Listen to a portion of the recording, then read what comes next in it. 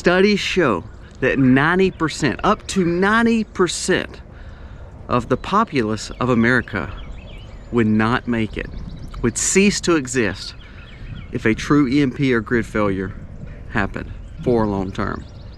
Now, let's discuss why the studies show that and how we can be the solution to that.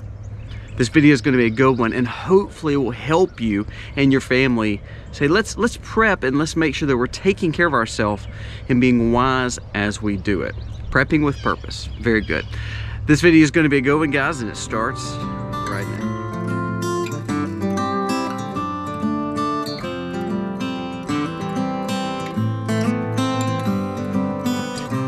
Hey guys, welcome to the Max. Thank you so much for being here. It is an absolute cold day in Mississippi. It's good to see the sun out this morning though. We've got all the chores done, and now my goal is to talk to you and hopefully let's just come up with some wise decisions on what we could do if all of a sudden an EMP or grid shutdown happens. How the studies show that we won't make it, but here's solutions of how we can make it. So let's jump right into them. Number one is easy. It's our health. It's not being in shape. It's bad medical issues. Now, how can we solve some of this? And first and foremost, we have to get in shape. We have to teach our body and train our body to not be in bad health. So that comes to workout and diet. You need to get off all this convenience food from buying in town, to get away from fast food and start doing a normal regimen of taking care of your body. That means walking. That means maybe going to the gym. It's okay if you don't have time to run a 5K or 10K. I'm not saying that. We have to get off our couches and start doing something. With us, we have gotten to where, as a family, we work out together. We'll do a cardio workout, or me and Aiden will do weight training, or the girls will do kind of some aerobics with us when we do that. So it's good. It gets our family motivated. We enjoy it. It may be going outside and playing ball with your children, basketball or soccer. You're getting healthy, and also it's helping you spend that time with your children, which is excellent, by the way. But it comes down to also diet. You have to clean your diet up. When we talk about prepping and homesteading, we tend to get so busy and so wrapped up in what we do, and then sometimes we're like, oh, let's just run to town and grab something. Or if, say, you're at work and you're like, oh, let's just run to town and get something for lunch. I don't feel like making a sandwich for lunch today. We have to get away from that, because morbidly obese or being overweight or being lethargic and not being active and having more of a passive lifestyle and not trying to get up and do things will cause our body more harm. Now let's talk on the medical side. I know you can't have every medicine that you need at your disposal at all times, but we have to start thinking outside the box. You need to look at places like antibiotic providers to be able to stock up antibiotics. I love Jase, J-A-S-E. We have a link to them below, but the importance is we just ordered a whole nother set because we want to make sure that we have antibiotics at our disposal at all times. That's a good homesteading, prepping, or good mentality if we cannot get to the doctor. We're finite and we are not perfect bodies, and so therefore they will break down. So if we have some medicine put aside. Other items is over-the-counter medicine. So Jase Medical is excellent when it comes to antibiotics, but say for instance, it's just stockpiling medicine. We have a video over-the-counter medicines that are good to have. Now that's not the only things. We need to look at respirators. We need to look at oxygen masks. We need to look at other first aid items that may be more used by you as an individual. So personalize this.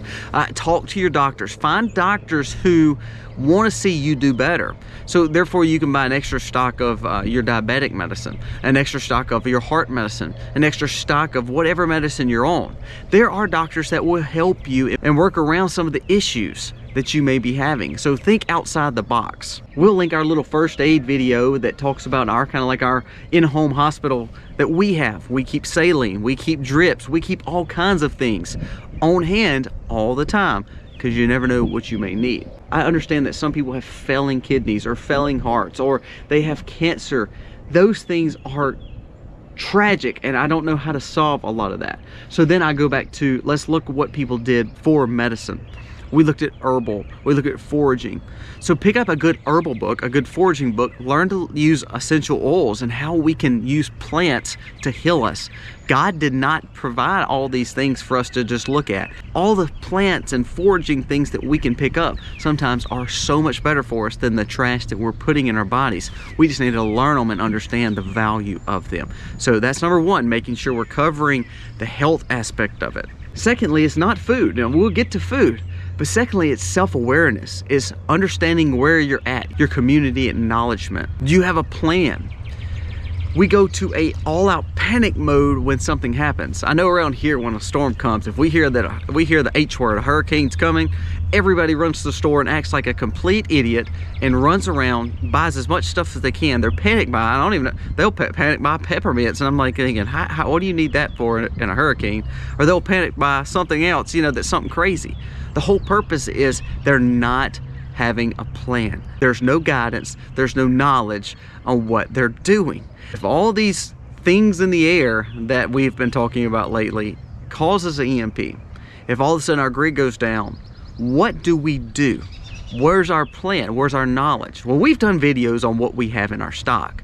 So you need to have a plan kind of like that. Okay, if we have to stay home, what do we do?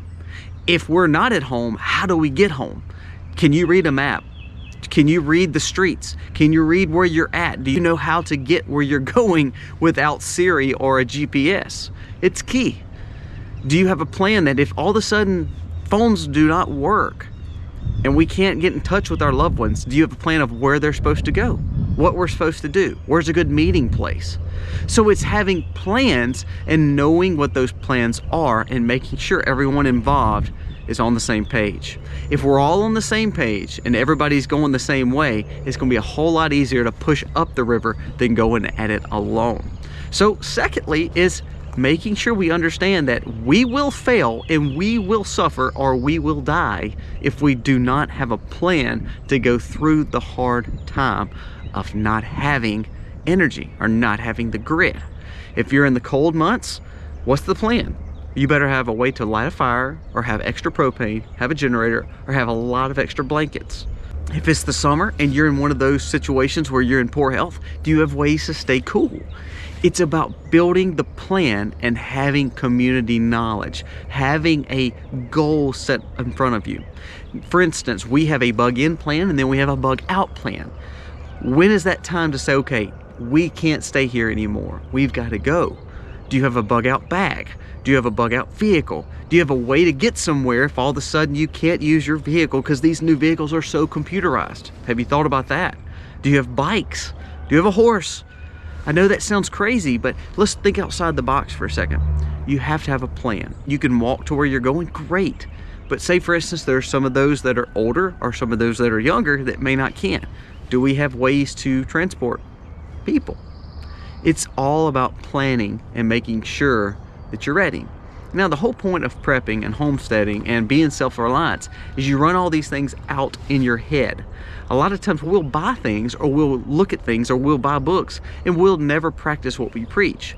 We need to understand how to do some of these things, how to navigate without a map, how to forage without a book, how to get to where we're supposed to go if we don't have technology. It's all about planning. Without plans, catastrophic times will happen and people will run, panic buy, people will run to your home to try to take everything you have. You have to have plans. Number 3, of course, is food and water. We are so used to being able to run to Walmart or run to any grocer on a daily or every other day or weekly schedule. There's nothing wrong with that. If you need to go run and pick up weekly groceries, I have no problem with that. But you need to have a stockpile that you're not dependent on that will be there just in case. If all of a sudden last night when those things were in the air and everybody was shooting them down and nobody really knows what it was, whatever it was, if that caused an issue, what did you have in your home last night that you could have lived off of when it comes to food? So you have to think like that. Okay, if something were to happen this evening, we're sitting at the house, we're watching the news, or we're watching Dude Perfect, or we're watching entertainment, we're doing something. If all of a sudden the power goes out, the first inclination is like, wow, I wonder why the power went out. I guess it's a storm coming. But then what if it gets bigger than that? If you looked in your cupboard, do you have enough food? If you looked in your pantry, do you have enough food? I go back and say this all the time. You don't have to stock up, years worth of food. I think it's wise, and we do. I believe in 7 years worth of food at all times, and then a sustainable source of making new food or providing more food. But if you don't believe like that, that's okay. Just at least have 3 to 7 to 10 to 12 to 2 weeks to a month to 3 months supply of food. Look at places like My Patriot Supply or Legacy Food. Both of those are links below. Now, you don't have to buy freeze-dried food. It may not be your forte, but they also have water purification you need to pick up. We underestimate the value of water and food when it comes down to it. We talk about it, but do you really believe that you can make it without water? Do you really believe you can make it with dirty water? You can't. It will make you sick, and therefore, that's why they say 90% of individuals will not make it if something were to happen. Poor health, yeah, not having a plan. But thirdly, those two things will still not be any good if you don't have food and water. You have to put up water and you have to put up food. Look at those items below. Look at food storage. Look at water storage. Look at ways that you can just buy a 3-month supply of freeze-dried food. I mean, my Patriot Supply has a 3-month supply. For each individual person, gives you 2,000 calories a day. Now, say for instance you have a family of 4 and you can't afford 4 of those things. That's okay. Buy 1 and then you learn to supplement those calories in other ways, maybe through other forms of food that you've put up in your pantry. Don't underestimate food and water, but don't think that you have enough, but you don't really realize how much you depend on the grocery store or the convenience store, or just being able to just go pick up something in town. You don't realize how much you're doing that until you don't have the opportunity to do that. We're gonna wrap it up with this though. Energy. Without energy, these things happen. But do you have another supplement form of energy? Do you have things like an off-grid solar generator? Do you have things like a fireplace to keep you warm, but also to cook over? A cook stove? Do you have a propane little cook stove? You need to be thinking about those options.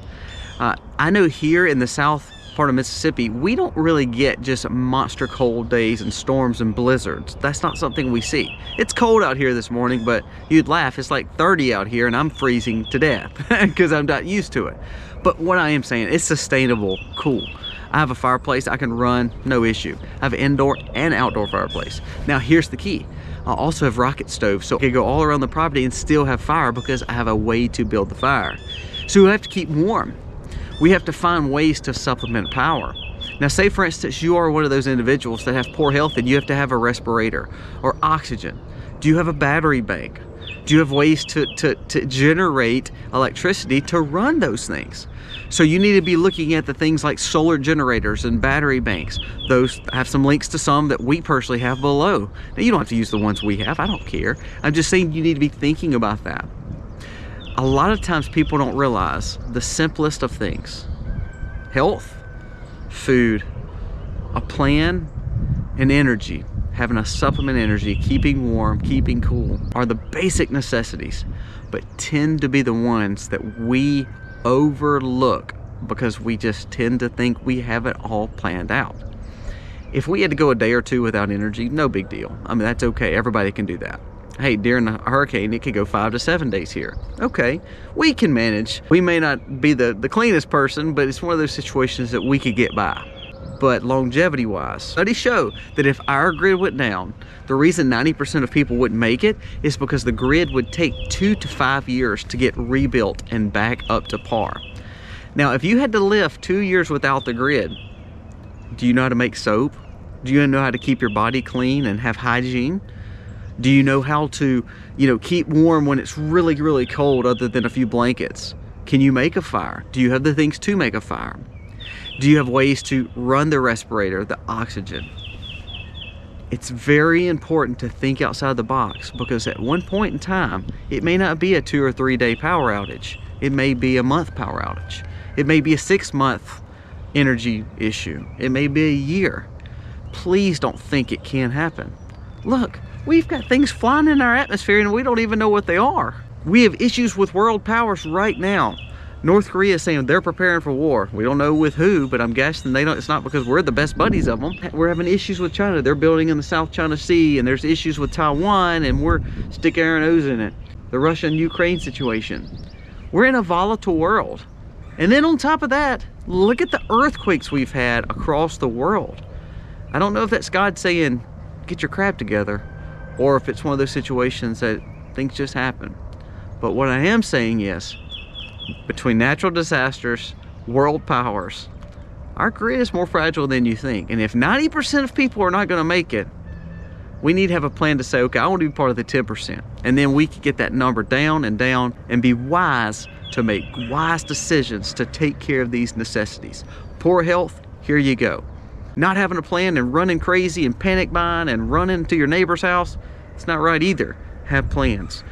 Have food and water. Of course, we talk about that. I mean, that's our main part of our channel, is making sure we're taking care of our food and water and self-sufficiency. And then of course, you have to realize it's gonna get cold, it's gonna get hot. You're gonna have to cook. You're gonna have some kind of supplement energy. So find alternative energy sources and make sure you have a renewable source of energy that can take care of you. Learn from the olden days and see what people and how people took care of their food, took care of their warmth, took care of themselves, because that's what we're going to have to go back to. And that's the stuff that we need to learn, the skills that we have forgotten because of our conveniences. Let's don't forget them anymore. Let's learn some of those skills so that way, hopefully we'll never use them, but if we ever had to, we'd be ready. Guys, thank you so much for watching. Hopefully this video will give you some wisdom today to look at some options to say what would be best for our family. If only one of you are prepping in your family and the other one thinks you're absolutely nuts, understand. That happens all the time. But you've got to find a way that y'all can just be moderately doing it together. Meaning, if one person says, I'm not wasting thousands of dollars on all your food supply for 3 years thinking that the world's coming to an end. Okay, let's settle let's just at least buy a month worth or 2 months worth. Or hey, if you don't want me to buy that big propane stove or that big propane generator, let's just buy maybe a rocket stove here and there. Let's buy one of the little Coleman, camp out stoves that we can just put on the tailgate if we ever wanted to. $50 here and there. Let's buy a little buddy heater just in case. So you compromise. Work together, focus on wisdom, understanding some of these things, having plans. All these aspects can help you be 10%, but we want to grow that number to where if something bad happens like that and the grid goes down, we're ready to take care of our family. Before we end, hey, give us a thumbs up. Subscribe to the channel if you're new to the channel. If you like the content, tell us about it. If you don't like the content, tell us about that too. That helps us stay in the algorithm, and hopefully we'll share this video and help other people realize it's just good to be prepared. Not only prepared, it's good to just build wisdom in some aspects of our life. So hopefully our channel does that for you, and hopefully you're enjoying it all the while, and you can share it with individuals. We're going to be giving away thousands of dollars worth of items, and actually a lot of these items are some of the things that we've been talking about: solar generators, little buddy heaters, big piles of food, water holders, all kinds of stuff we're going to be giving to you at 200,000 subscribers. Once we get to that, we're going to be doing a major giveaway. The only requirement is you subscribe. Once you're subscribed, you're in the giveaway, and we're going to be giving it away hopefully by the end of this month. Guys, thank you so much again for watching. God bless. Happy homesteading, y'all.